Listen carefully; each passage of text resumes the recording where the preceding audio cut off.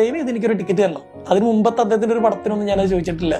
കാരണം ഈ പടം ഹിറ്റ് ആവണം എന്നൊരു സന്തോഷം ആഗ്രഹം ഉണ്ടായിരുന്നു. അന്ന് ആസിഫ് അറിഞ്ഞിട്ടുണ്ടോ പറഞ്ഞിട്ട് ഞാൻ ആ പടം കാണാൻ വന്നിരുന്നു.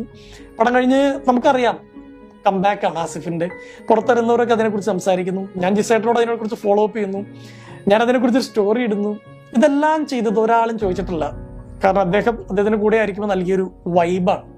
കോപ്പ അമേരിക്ക കഴിഞ്ഞ അർജന്റീന വിൻ ചെയ്തു. ആ ടൂർണമെന്റിൽ ടോപ്പ് സ്കോറർ ആയത് ലൗതാരോ മാർട്ടീനസ് എന്നൊരു പ്ലെയറാണ്. അദ്ദേഹത്തിനെ കുറിച്ചുള്ള ഒരു ചീത്തപ്പേര് എന്ന് പറഞ്ഞാൽ ക്ലബിന് വേണ്ടി കളിക്കുകയും രാജ്യത്തിന് വേണ്ടി കളിക്കുകയും ചെയ്യില്ല എന്നുള്ളതാണ്.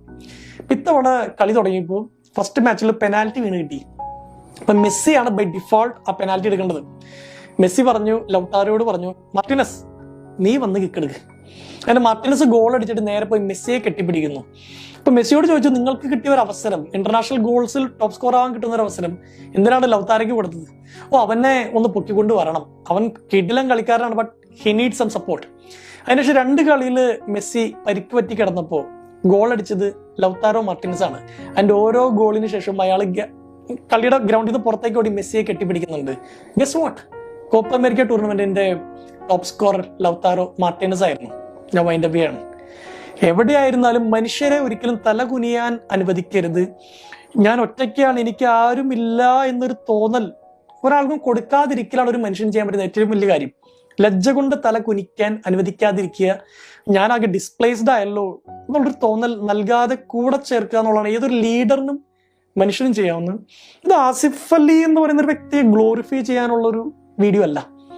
ഞാൻ അദ്ദേഹത്തിന്റെ കൂടെ ആയിരുന്നപ്പോൾ ഞാൻ അനുഭവിച്ചത്, ഞാൻ കണ്ടത് മാത്രമല്ല എനിക്ക് പറയാൻ പറ്റുള്ളൂ. അദ്ദേഹത്തിൻ്റെതായ ഡ്രോബാക്സ് ഉണ്ട്. ബട്ട് അദ്ദേഹത്തോടൊപ്പം സ്പെൻഡ് ചെയ്ത സമയം it was A nice vibe.